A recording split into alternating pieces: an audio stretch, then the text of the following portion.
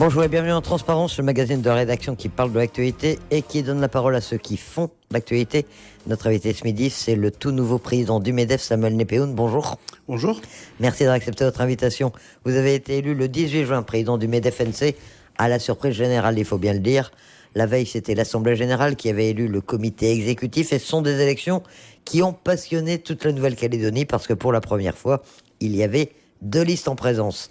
Surprise supplémentaire, on attendait Valérie Zaouï de la liste Uni-MEDEF ou Divi Bartra de la liste MEDEF 2.0. Et finalement, c'est vous qui avez été élu. Franchement, Samuel Nepéhoun, vous avez été le premier surpris ? Oui.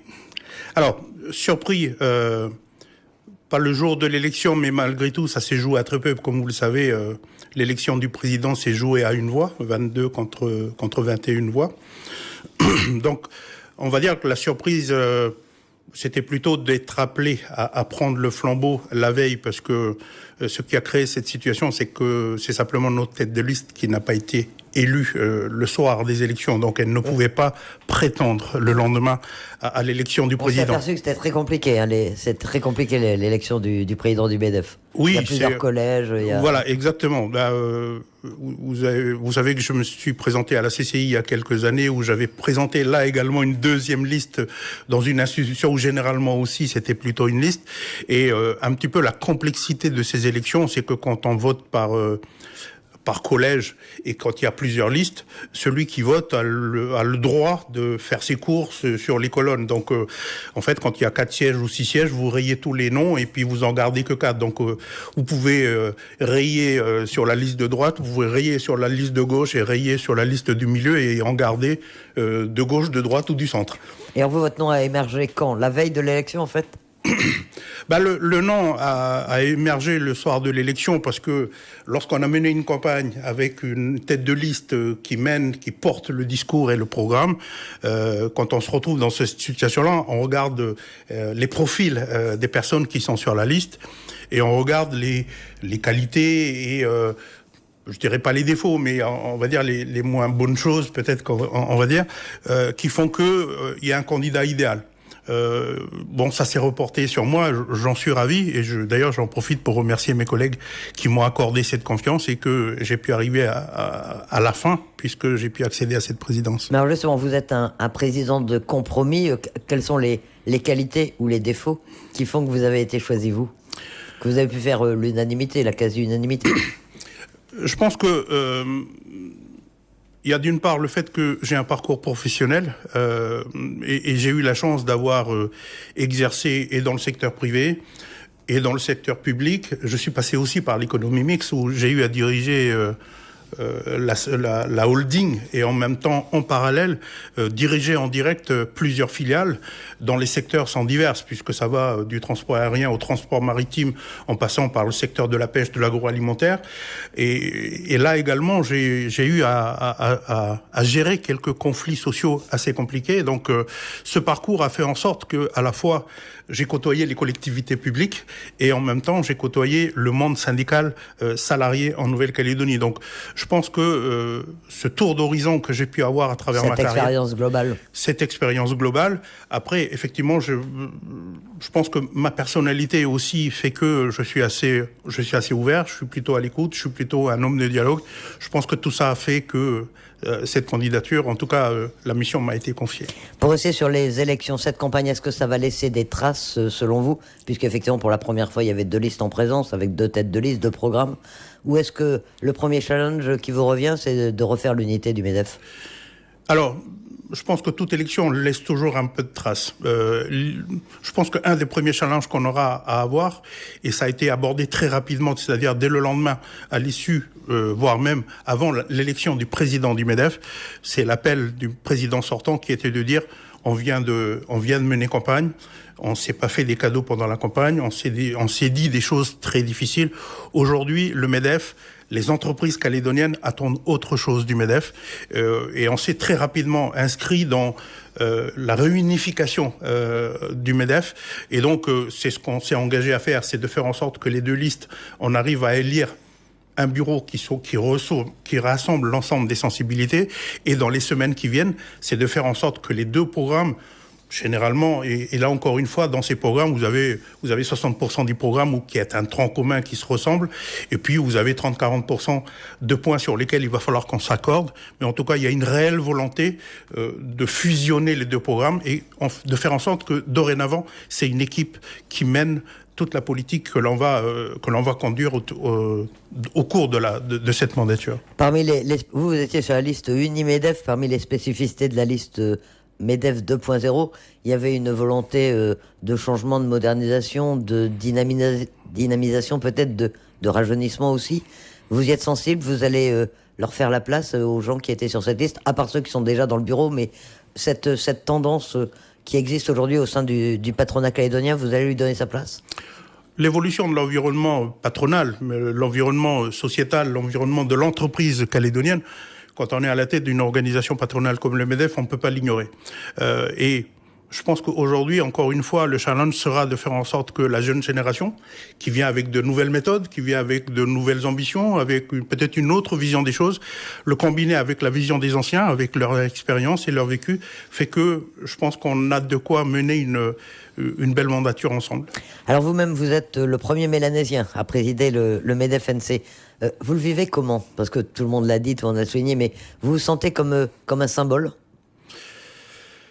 Un symbole, je sais pas. Alors d'abord, je sais pas si c'est un symbole, et si ça l'est, tant mieux. Et je pense que ce que je dois retenir moi, c'est le message que l'on envoie à la jeunesse calédonienne et notamment à la jeunesse kanak, comme quoi par un parcours, comme quoi par une formation et une expérience professionnelle, on peut accéder à ce genre de choses. Et ça, pour moi, ça c'est la chose la plus importante. En revanche, je pense que ça a été une surprise, et ça a été pour moi aussi une grande surprise, c'est qu'on aura tendance à dire que un Kanak président d'un syndicat ou président d'un parti de gauche ou je ne sais pas, je pense qu'on attendait beaucoup moins. En tout cas, pour moi-même, je l'envisageais pas, ça m'a même pas traversé l'esprit. Un patron mélanésien de la première organisation patronale en Nouvelle-Calédonie, je voyais pas ça avant une dizaine, voire une vingtaine d'années. Et voilà, c'est sur moi que c'est tombé. Vous êtes un précurseur. Vous avez eu beaucoup de réactions, d'ailleurs. Comment ont réagi vos interlocuteurs dans l'ensemble ? Alors, il y a eu de la surprise aussi ou... Il y a eu de la surprise, mais on va dire que les gens sont allés très vite au-delà de la surprise. C'est-à-dire que, c'est de dire, encore une fois, le MEDEF passe un cap. Vous avez parlé tout à l'heure d'une jeune génération. Et je dis à chaque fois, il y a la jeune génération, mais il y a aussi l'ancienne génération. Et c'est une combinaison de tout ça. Et qui fait que c'est passé assez vite à félicitations. Et on vient de passer quelque part une date historique. Je rappelle que c'était le 10 juin. C'est peut-être le 18 juin calédonien, même si je pense qu'on va arrêter là la comparaison parce que c'était un autre contexte et c'était une période de guerre et d'appel à la résistance. Mais je crois qu'on a aussi franchi une étape historique, c'est-à-dire que on est capable de franchir ce pas au niveau du MEDEF, et je crois que beaucoup de gens on dit que, quelque part, le MEDEF aussi sait s'inscrire dans l'histoire du pays et, quelque part, dans les grands challenges que le MEDEF devra affronter dans les années à venir. Le MEDEF doit jouer pleinement son rôle. Il existe en Calédonie une association des chefs d'entreprise kanak. Vous avez des contacts avec eux. Vous pensez qu'ils pourraient aujourd'hui intégrer le MEDEF alors qu'ils ont une structure un peu à l'extérieur ? Est-ce que ça peut être l'un de vos objectifs aussi ? Ce que je sais, c'est que au cours de cette précédente mandature, il y a déjà eu des contacts avec cette structure. Ce que j'ai déjà dit lorsqu'on m'a posé la question, c'est que la volonté du MEDEF, c'est de s'ouvrir à l'ensemble, parce que le MEDEF, et aujourd'hui, je tiens à le rappeler, la configuration du bureau du MEDEF avec un président mélanésien peut-être, mais avec 2 femmes vice-présidentes issues chacune d'elles des 2 listes qui se sont opposées avant cette campagne, et en même temps avec le patronat unifié, je me suis retrouvé au cours de ces négociations pour la présidence avec quelqu'un qui représentait la grande distribution et quelqu'un qui représentait la production locale. Lorsque j'étais élu à la Chambre de commerce et d'industrie et que je présidais les commissions notamment de protection de marché, c'était des personnes qui s'affrontaient. Donc je pense que il y a quelques grands messages qui quelque part passent à travers cette élection avec une espèce de réunification, mais surtout une grande représentativité. Une grande diversité. Grande diversité, mais c'est aussi un beau reflet de la société calédonienne, de la société civile calédonienne, et le MEDEF doit être représentant le plus, en tout cas le plus juste possible et le plus représentatif possible de l'entrepreneuriat calédonien. Alors vous faisiez allusion tout à l'heure rapidement à votre parcours professionnel, à votre expérience. Vous savez que l'un des reproches qui vous sont faits, on n'entend pas beaucoup depuis votre élection. Généralement, votre élection semble faire consensus et être saluée par tout le monde. On vous reproche tout de même d'être à la tête d'une entreprise publique, en tout cas qui dépend de fonds publics. Et on pointe du doigt votre manque d'expérience du secteur privé. En Nouvelle-Calédonie, le patronat met vraiment en avant l'initiative privée, terre de pionniers, etc. Est-ce que ça va être un handicap pour vous ? Aucunement, j'ai déjà eu à répondre à cette question. Mais malgré, parce que vous avez quand même peu d'expérience dans ce secteur, il est vrai. Je dirais pas ça. Je dirais juste. Alors, d'abord, historiquement, un dirigeant d'Ercal, patron du MEDEF, c'est pas la première fois. Ça a déjà existé par le passé. Olivier Razavé. Olivier Razavé, exactement. La deuxième chose, je vous l'ai dit tout à l'heure, le parcours que j'ai eu a fait en sorte que j'ai connu le secteur privé d'abord, en premier.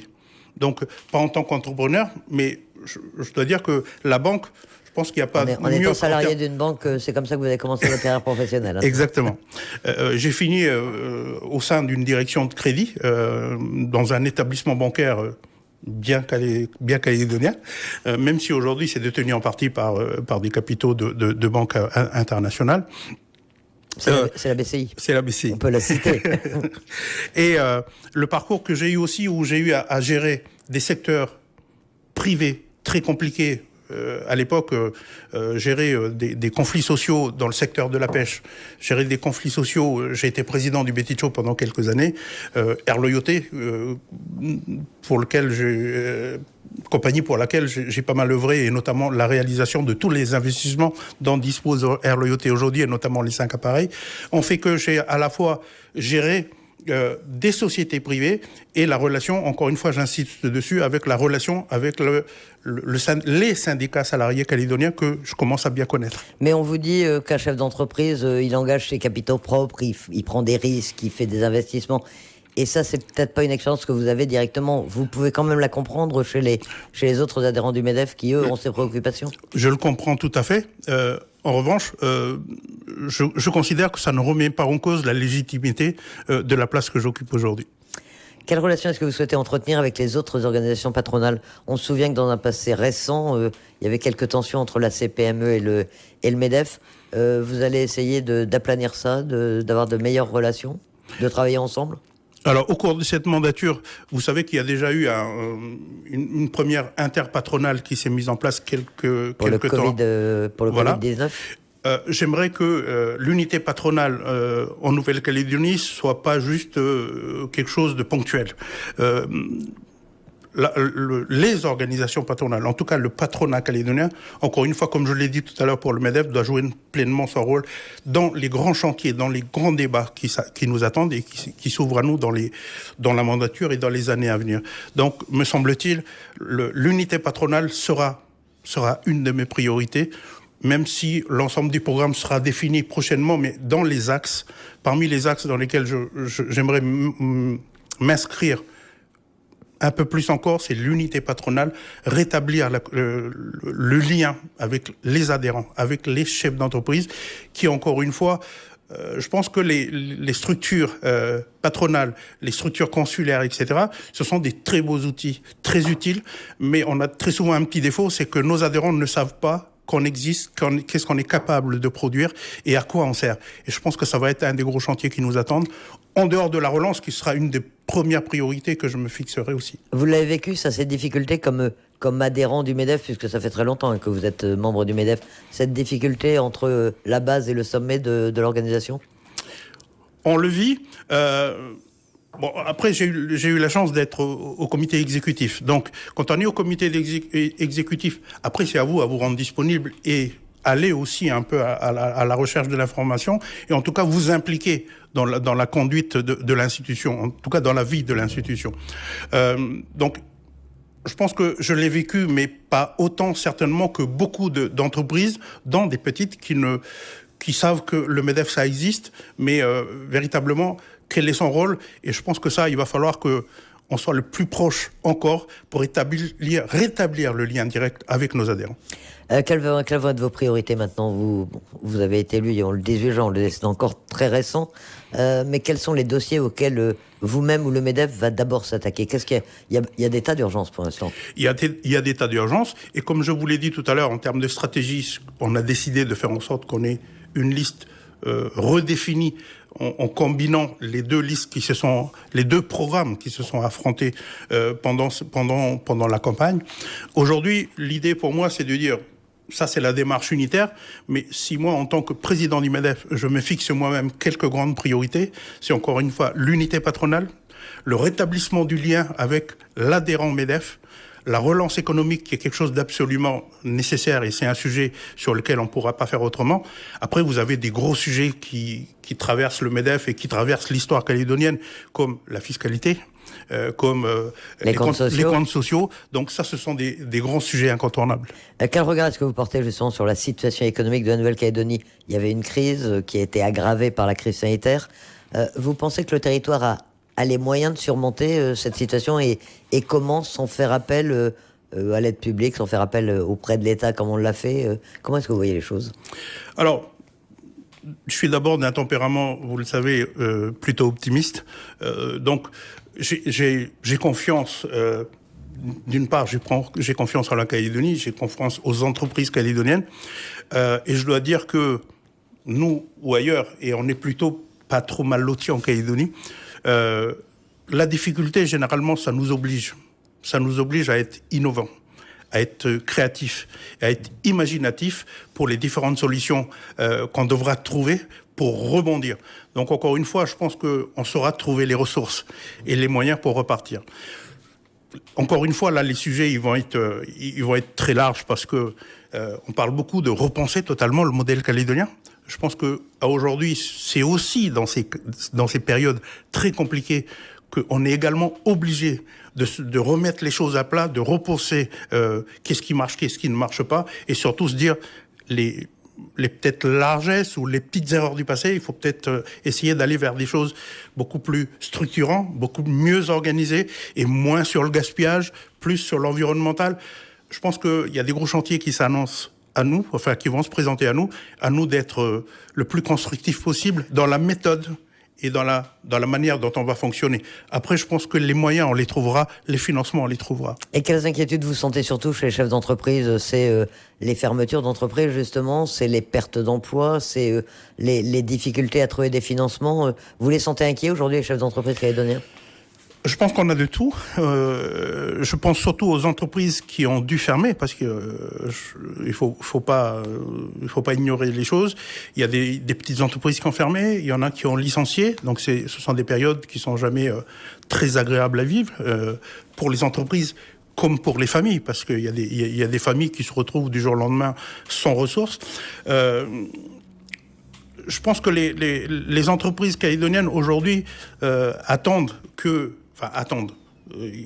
Ils attendent de nous, ils attendent des collectivités, ils attendent de l'ensemble des partenaires qu'on se remette très vite au travail pour, encore une fois, créer les conditions d'une relance. Et ça, c'est absolument important. Mais je pense que l'objectivité, ou en tout cas l'espoir que je fondais tout à l'heure, je pense que les entreprises calédoniennes l'ont aussi, et on en a tous besoin.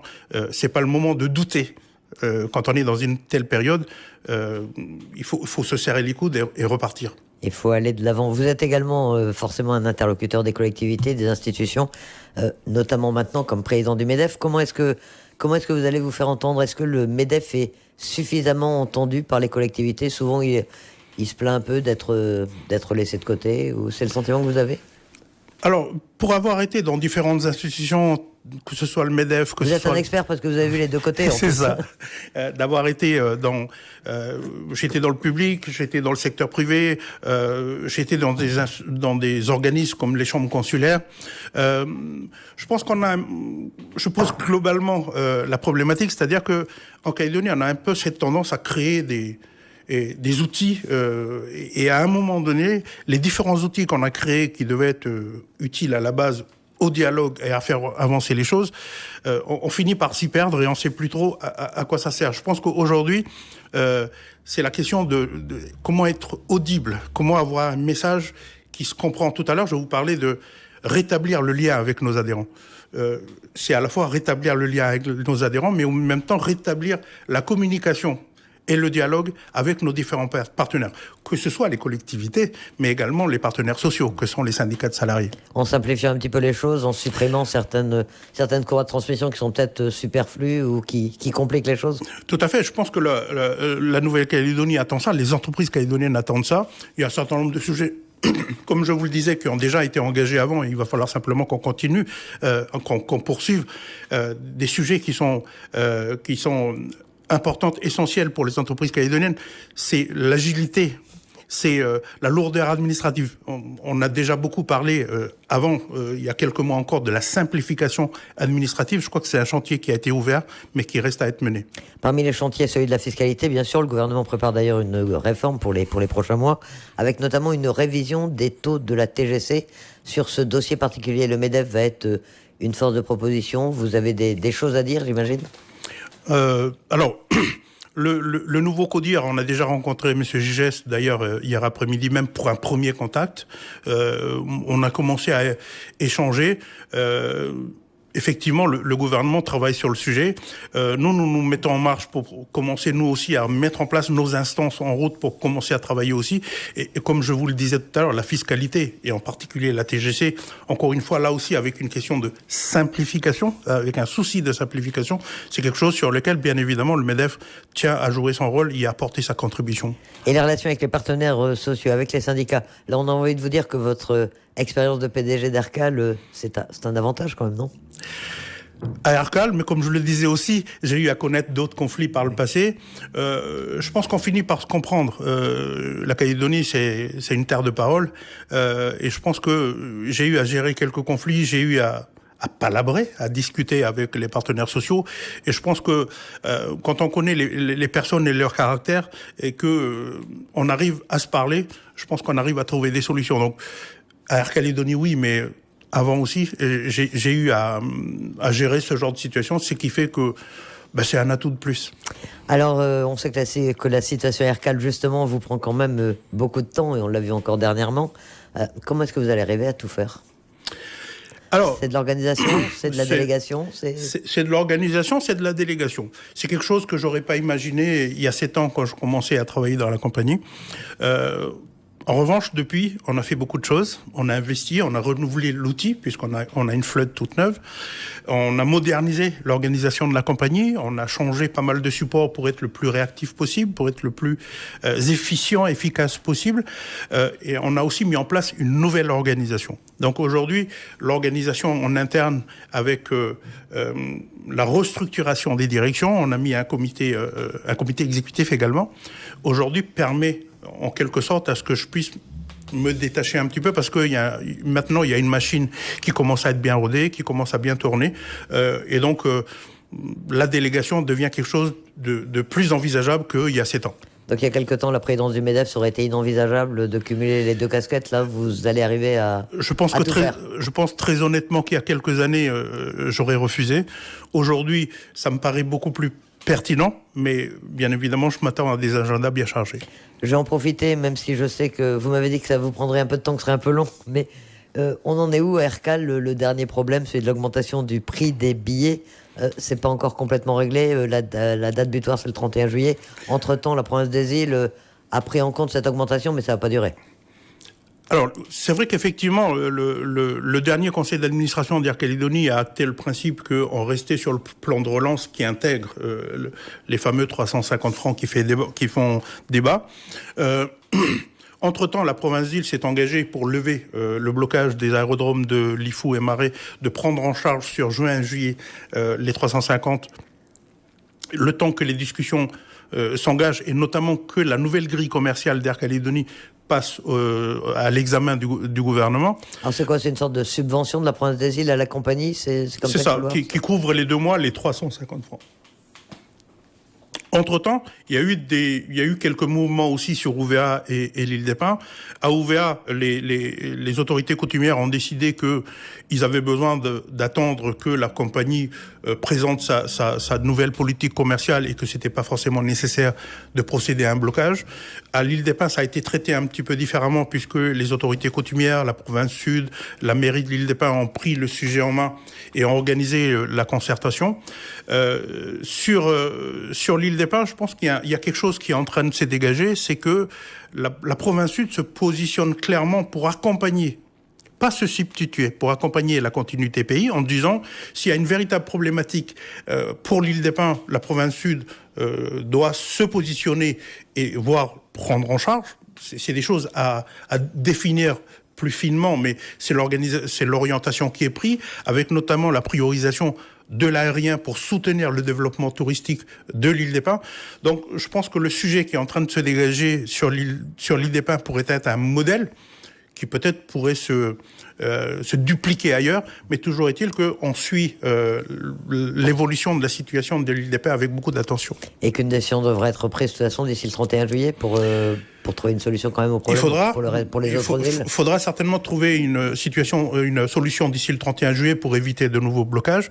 Mais sachant qu'encore une fois aujourd'hui, je pense qu'il y a aussi quelque chose qui dorénavant est très clair, et c'est aussi le message que j'ai souvent passé dans les communications que je fais à travers mes déplacements dans les différentes îles, c'est d'expliquer que Air Calédonie ne fait pas d'argent, contrairement à ce qui circule, qu'Air Calédonie ne distribue pas de dividendes. Donc Air Calédonie essaye, en tout cas la direction d'Air Calédonie essaye de tenir des comptes qui soient à l'équilibre, c'est déjà bien. En revanche, donc du coup, on est quasiment en train de quelque part à vendre le billet quasiment à un prix qui ne nous fait pas gagner de l'argent.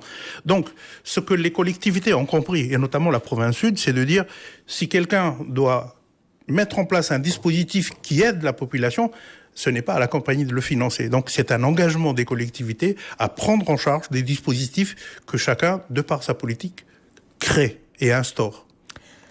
Petite parenthèse fermée, en tant que PDG d'Aircal, vous reprenez votre casquette de président du MEDEF pour conclure. Comment est-ce que vous regardez les échéances politiques à venir? Dieu sait si on en a en Nouvelle-Calédonie, mais il y a notamment le 2e référendum, donc maintenant on a la date, ce sera le 4 octobre. Est-ce que ce sont ces questions politiques, ces questions d'avenir qui sont abordées au sein du MEDEF, ou est-ce que vous arrivez à vous extraire complètement du contexte politique? Alors, on ne peut pas s'extraire complètement du calendrier institutionnel et politique du pays. En revanche, ce qu'un chef d'entreprise regarde, c'est que quand lui va voir une banque et qu'il a un financement à moyen terme, donc on est sur du 5-8 ans, et quand on est sur un investissement de long terme, donc on est plutôt sur du 15 et 20 ans, le patron, généralement, il regarde au-delà du 5 octobre ou du prochain référendum. Mais toujours est-il que, bien évidemment, quand on est entrepreneur, on a besoin d'avoir de la visibilité et avoir de la perspective. Donc, on ne peut pas l'ignorer, mais bien évidemment, on aurait besoin d'avoir cette perspective, cette clarté qui nous permette de réaliser nos investissements avec le plus de sérénité possible. Perspective qui n'existe pas encore forcément pour l'instant, mais vous en parlez entre vous, c'est un thème de discussion au sein du MEDEF? Sans rentrer dans la politique partisane, j'imagine. Non. Clairement, mais c'est un sujet qu'on ne peut pas ignorer. Mais bien évidemment, nos desiderata, comme je viens de vous le dire, ça aurait été pour nous, c'est de dire, l'idéal serait que pouvoir, mais on fait l'exercice et on est obligé de le faire, l'exercice, sinon on fermerait nos boîtes.